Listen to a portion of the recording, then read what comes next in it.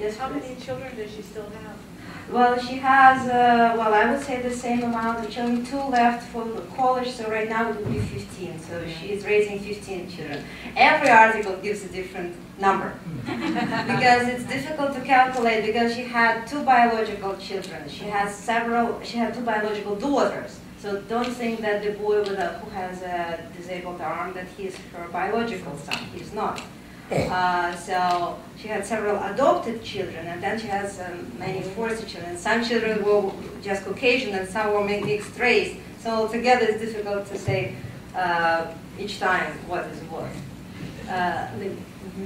Have the mom and/or the family seen the film, and if so, what was their reaction?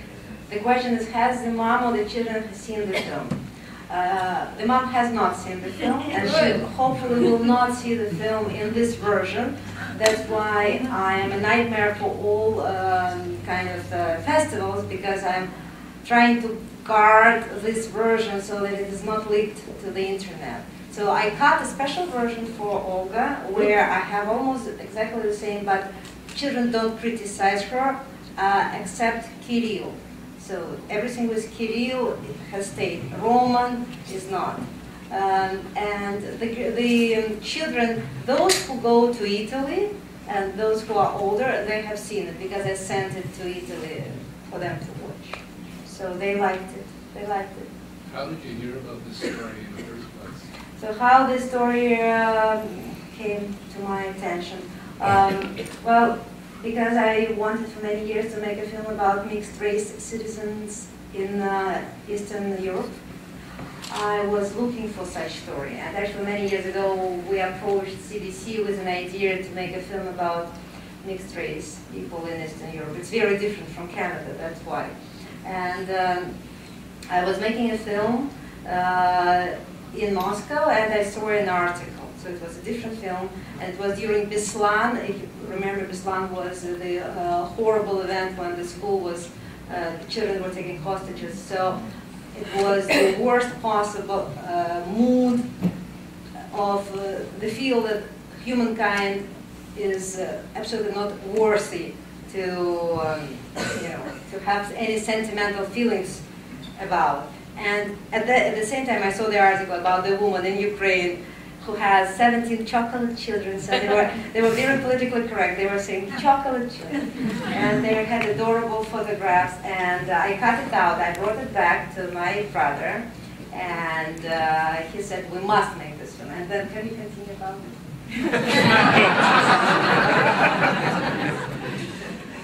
And then Julia, I think, yes, we got hold of her somehow. I don't even remember how.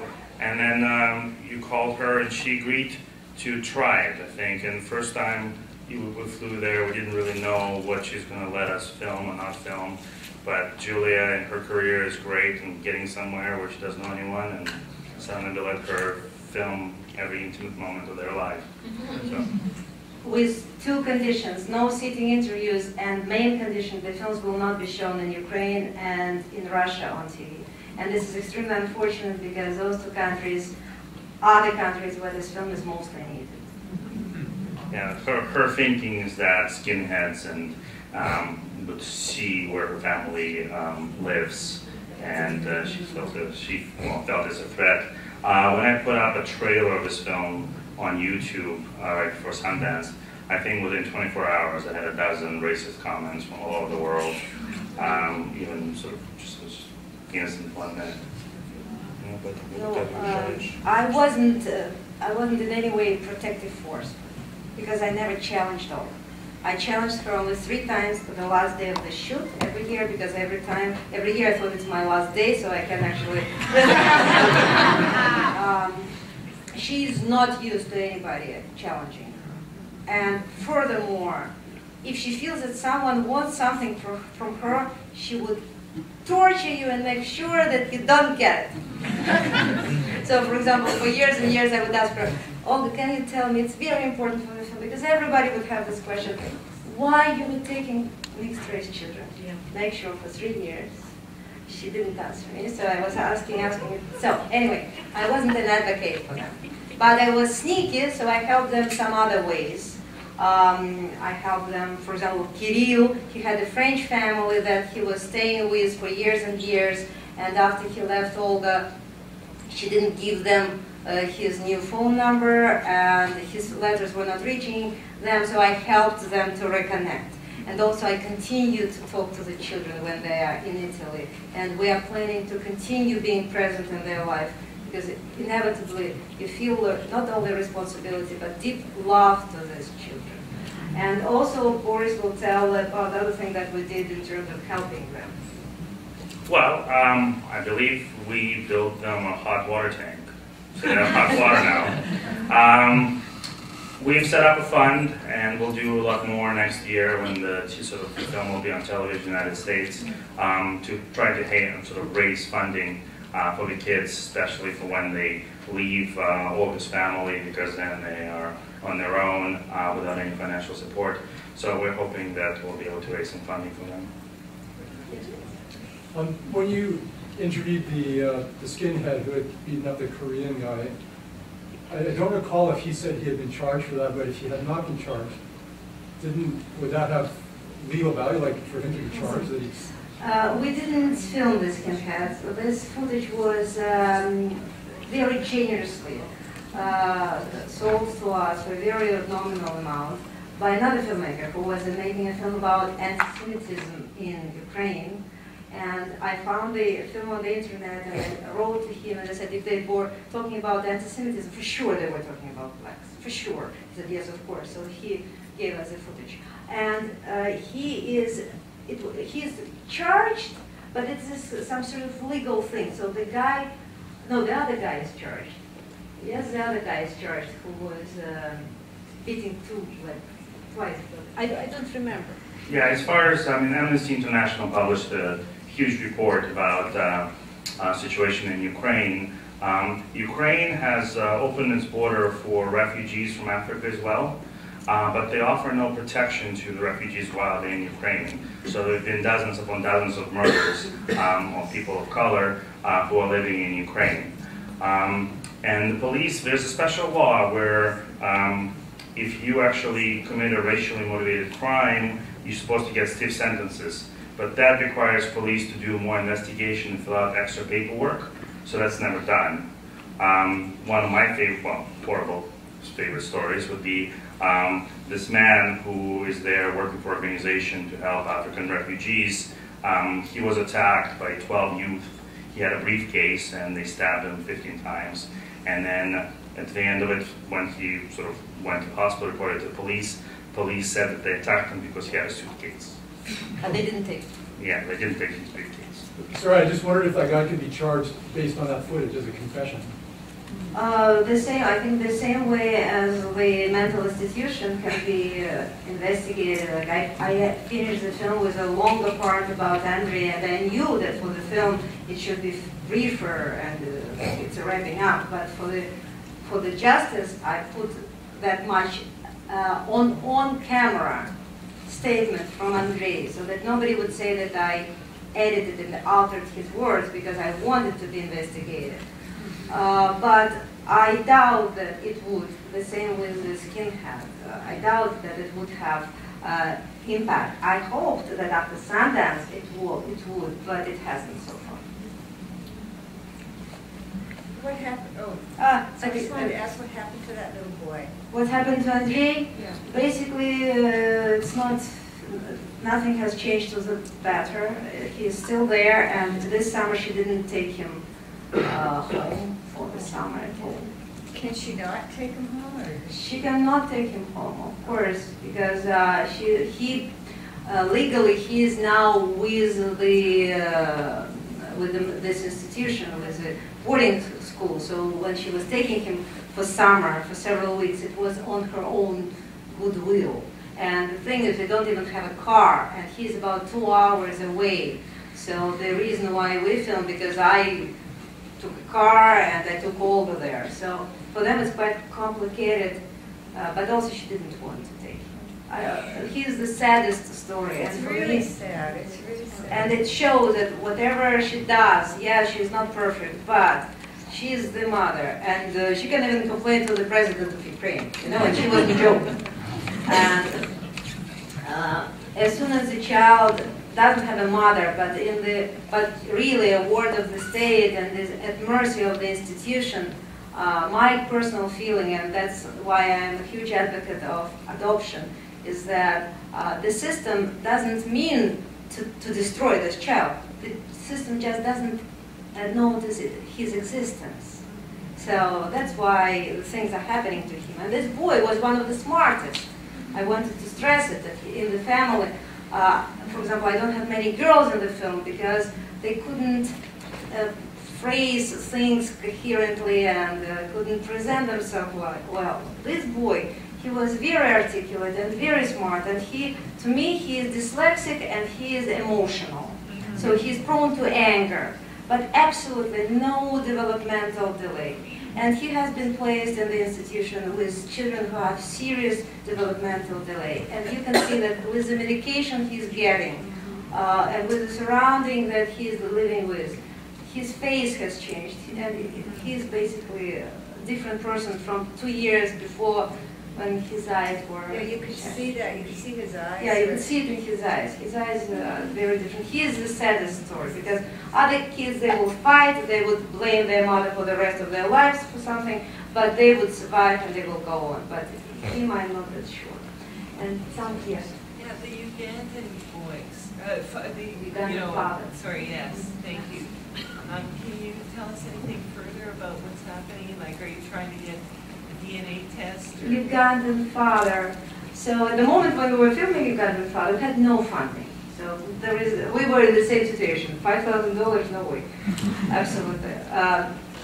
The story is a little bit more complex than that. He was in Ukraine for many years. He was charged with possession of drugs. We don't know whether he was possession distribution. We don't know whether he did it. Maybe it was a setup. He says it's a setup. He spent 6 years in jail. When we interviewed him, he didn't bring us into his house. He went outside, and he was emotional, right? But then when he left, he didn't call Roman for half a year. So, and Uganda is so far and such a different culture that I'm absolutely not sure that he would be better off in Uganda than in Ukraine. And he was a refugee in Ukraine because of the medical reasons. He has severe medical problems. So it's a long story, but unfortunately, when I tried to put more in, it was 2 hours. And you don't want it. Is there a good adoption rate in the Ukraine? And do most of the adoptions go out of the country?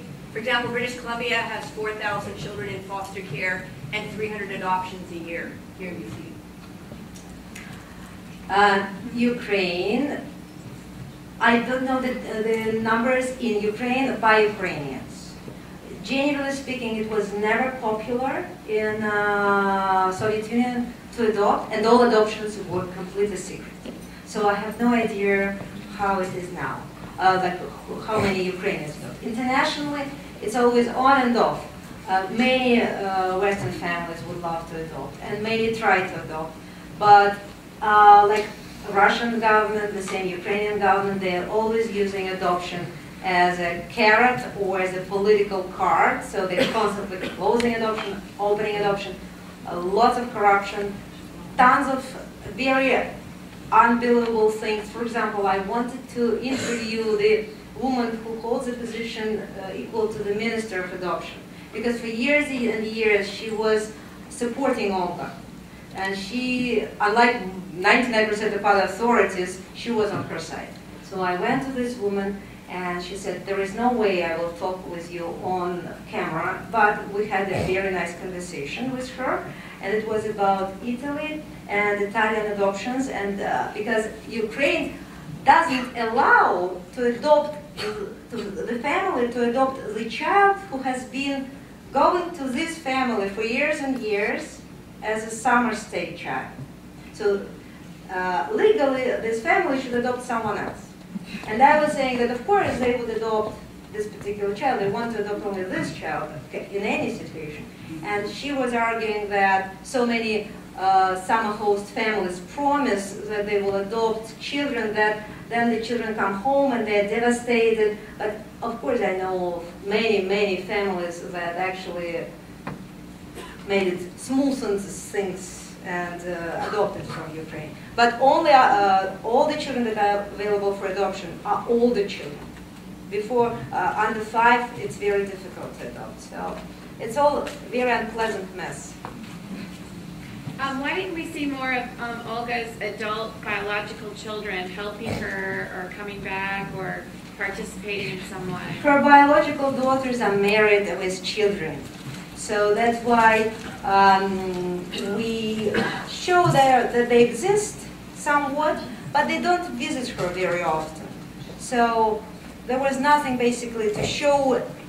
If I had not enough material, then I would rather show the dogs and the cats in the family because they were extremely interesting and they have their own dynamics and their own relations. And some children, like for example, when Carel left the house, Olga threw out his cap. You know? But I couldn't put it in because then he would really hate her, and I didn't want him to hate her. I wanted him to have unclear feeling about it. Is that a limit?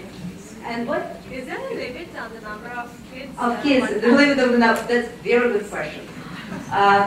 Well, the forced system started in Ukraine approximately at the same time when Olga started to take children. She was one of the first women who expressed a desire to take foster children. Before, they were only orphanages.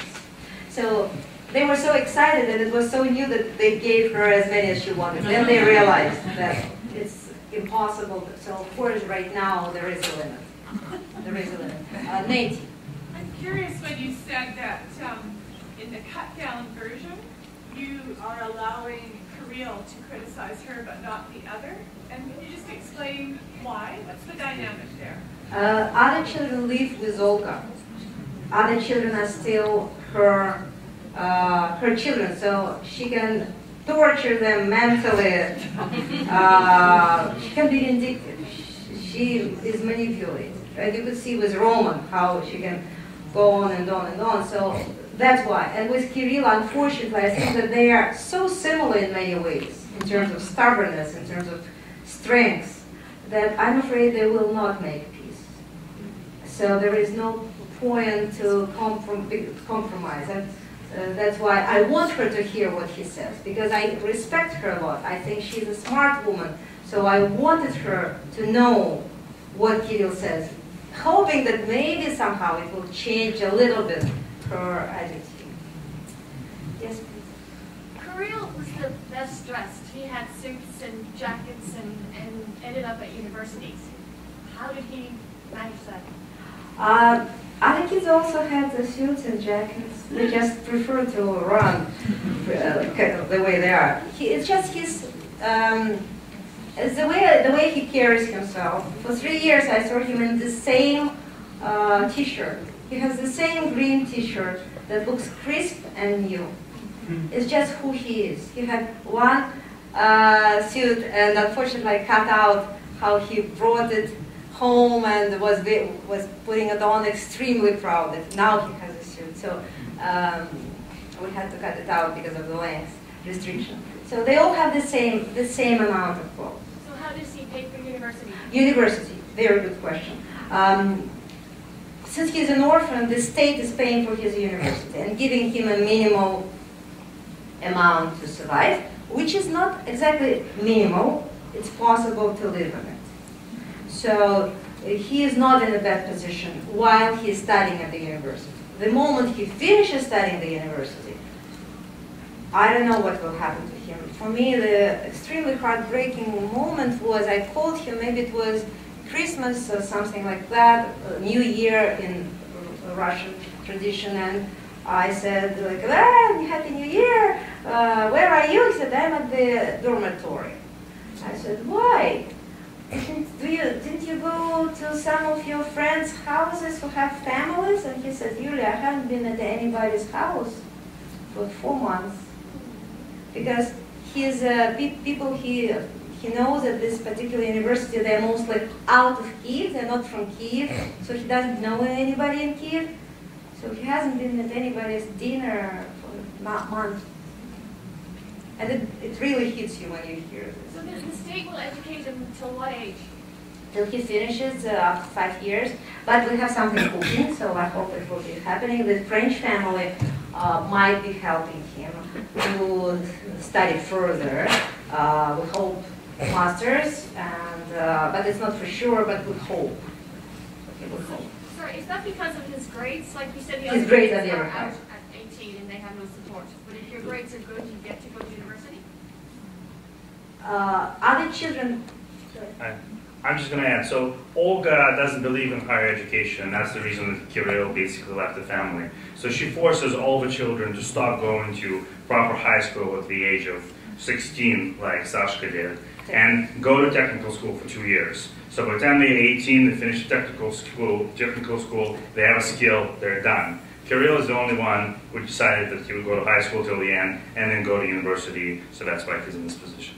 but her logic is also relevant because she thinks that if you know how to bake bread or how to lay tiles, this is a skill that you will be hired for. If you are an interpreter, one girl, she loves languages, she wanted to study languages. She said all the things that she has no family, no place to live. Like it's safer if they have the trade.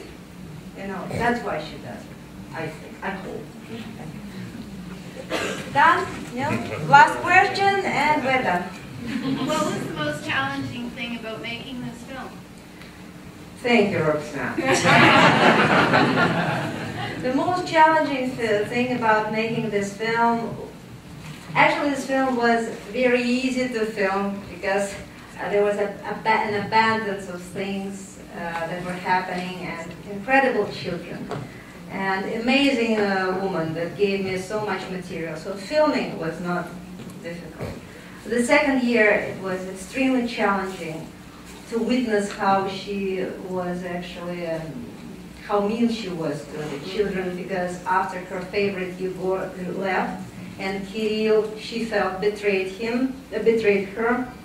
She was questioning the whole thing about spending half of her, well, 15 years providing foster care to the children. So the whole idea of being a mother to children that are not biological to her. So that was very challenging to see it and witness. And the second challenge, of course, editing, because in the editing, it was difficult to keep the balance because there were so many wonderful scenes where Olga is putting down Roman, for example, that I wanted to put it all there because they're so good, but then it would be a wrong film. And if I wasn't a mother to a teenager, most likely I would have made a different film, thinking that she is evil. But because I am the mother of a teenager, I understand her, honestly.